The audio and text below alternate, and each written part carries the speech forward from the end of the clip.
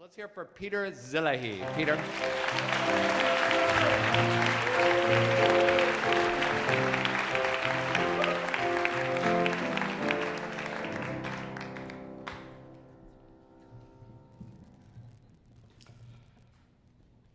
My mother, my dear mom, she would never forgive the Soviet army for burning down the nice big house she was born in, frying up the swans in the lake, and driving off the 3 French nannies who were educating her as a child.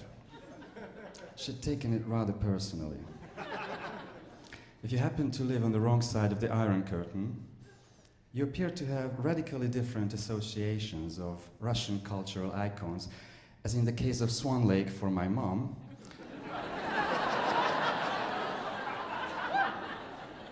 which in her mind would never be inhabited by fluffy flying ballerinas, but rather stompy, dirty, hammer-headed troopers who were auditioning for a kind of surrealist version of The Last Supper.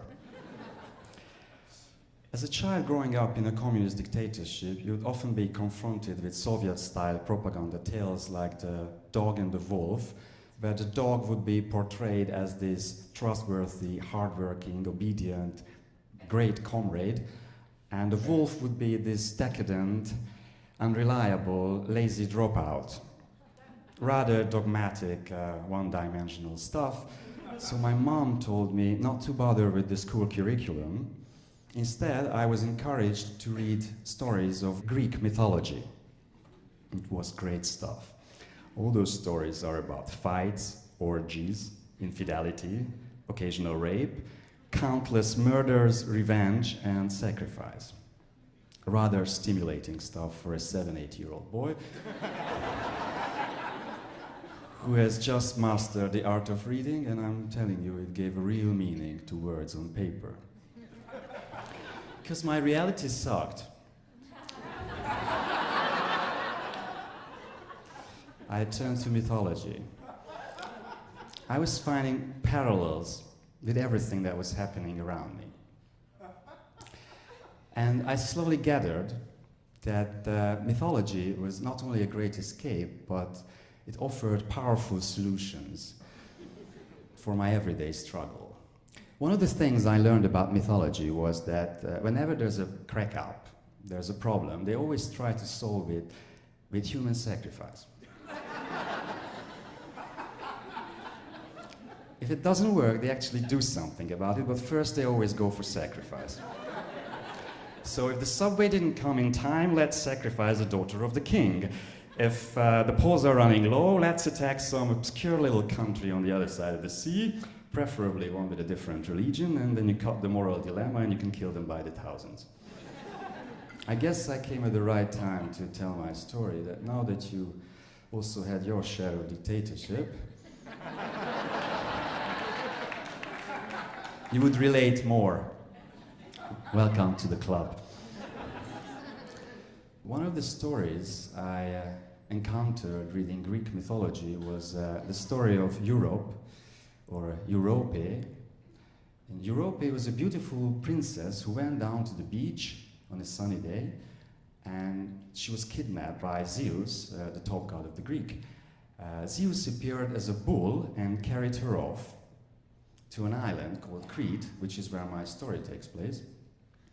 And from the bull, he turned into an eagle and made love to her. She must have been confused. But you see the pattern here. The Russian tales would transform humans into animals, while the Greek tales would turn animals into God.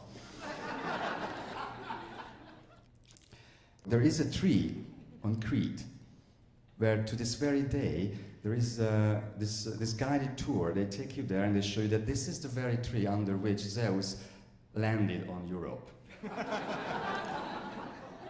Nothing beats classical education. Living in a communist dictatorship, I'm telling you, is a drag. You're kind of locked up in time, like a beetle in amber. Actually, that's too nice. Let's say more like a yawning sloth locked in a giant block of amber. Nothing ever happens. But you don't even notice because there's only one channel on TV and where the same stuff gets repeated again and again and again. And by the time you get 16, 17, you're kind of desperate to break out. You either start drinking or you pick a myth. Or you do both if you're streetwise. So, as I was growing older, puberty and mythology created an explosive mix. The Odyssey becomes a completely different story if you actually have blood running in your veins, or just about every half an hour, depending on the scenery, in your private parts as well. So there I was, this kid from the East Bloc, and there wasn't enough alcohol to keep me in the country. So I got myself kicked out of school, and I was heading for the Greek islands. I was going to leave Animal Farm and be like the gods. Arrogance would not be the right word to describe my state. I felt practically immortal.